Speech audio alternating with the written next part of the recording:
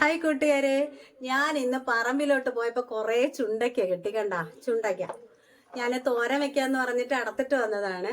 ഈ അടത്തിട്ട് വന്നപ്പോഴാണ് എനിക്ക് ഒരു കാര്യം പെട്ടെന്ന് ഓർമ്മ വന്നത്. എൻ്റെ ഫ്രണ്ടിന്, എൻ്റെ ഒരു കൂട്ടുകാരിക്ക് സൊറാസിസ് എന്ന് പറഞ്ഞ രോഗം ഉണ്ടായിരുന്നു. അപ്പോൾ അവള് ചെറുതായിട്ട് കഴുത്തിൽ വന്നതായിരുന്നു.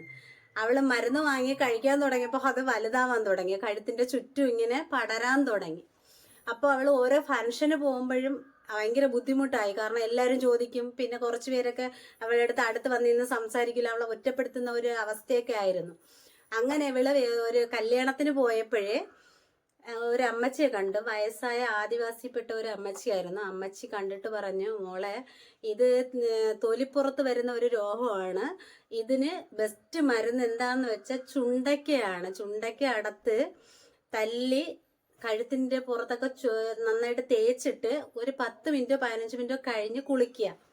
അത് നീ 1 മാസം ചെയ്ത് നോക്കി, ഇതെല്ലാം അങ്ങ് മാറിപ്പോകുമെന്ന് പറഞ്ഞു. പക്ഷെ ആദ്യം അവൾക്ക് അതൊന്നും വിശ്വാസമൊന്നുമില്ല. കാരണം എന്ത് മരുന്ന് കഴിച്ചാലും അത് കൂടുന്നതല്ലാതെ കുറയില്ല. അതുകൊണ്ട് ഇവള് അതിനെ ഒരു നിസ്സാരം പോലെ കണക്കാക്കി. എന്നാൽ ഈ അമ്മച്ചി പറഞ്ഞത് കൂട്ടിന് ഒരു ദിവസം എടുത്ത് ഇവളെ അരച്ച് തേക്കാൻ തുടങ്ങി. തേച്ചപ്പോഴേ നമ്മുടെ തേക്കുന്നത് ഒരു കാര്യം പ്രത്യേകം ശ്രദ്ധിക്കുക, അരകല്ലിൽ മാത്രമേ തേക്കാവൂ. നമ്മളെ സാധാ ഇതിൽ തേക്കരുത്. തേച്ച് കഴിഞ്ഞാൽ അത് പ്രയോജനമൊന്നും ഇല്ല. കാരണം മിക്സിയിൽ നന്നായിട്ട് അരഞ്ഞു വരുന്നില്ലേ. അതുപോലെ അരച്ചു വെച്ചിട്ട് ഫ്രിഡ്ജിൽ വെച്ചിട്ടും തേക്കരുത്, അത് ഗുണമില്ല. കാരണം ഡെയിലി ഓരോന്നോ 2 കായെടുത്ത് നിങ്ങൾ അരച്ച് തേച്ച് കഴിഞ്ഞാൽ അത് നല്ല ഗുണമാണ്.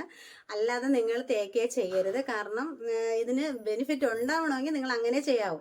പിന്നെ നീട്ടിക്കൊണ്ടു പോകുന്നില്ല. പിന്നെ അടുത്ത ഇതെന്ന് വെച്ചാൽ, നമ്മുടെ വീടുകളിലൊക്കെ പട്ടികളുണ്ട്. ആ പട്ടികൾക്കൊക്കെ മുടികൾ പൊഴിഞ്ഞു പോയിട്ട് അവിടെ വട്ടത്തിന് പുണ്ണായതുപോലെ ഇരിക്കുമല്ലേ തൊലിപ്പുറത്തിലൊക്കെ. അത് മാറിക്കിട്ടണമെങ്കിൽ ഈ ചുണ്ടയ്ക്ക് അരച്ച് തേച്ച് 1 മണിക്കൂർ കഴിഞ്ഞതിന് ശേഷം പട്ടികളെ കുളിപ്പിക്കുക. അങ്ങനെ കുറേ നാളിങ്ങനെ പോകുമ്പോൾ അത് പൂർണ്ണമായിട്ട് അവിടെ മുടി കൊരുക്കുകയും പൂർണ്ണമായിട്ട് സുഖമാവുകയും ചെയ്യും. ഇത് ഞാനിപ്പോൾ അടുത്തുണ്ടെന്ന് എനിക്ക് കറക്കി വേണ്ടിയാണ് കേട്ടാ. അപ്പോഴും ഓർമ്മ വന്നുകൊണ്ടാണ് പറഞ്ഞത്. Okay, bye. ഇത് തന്നെ.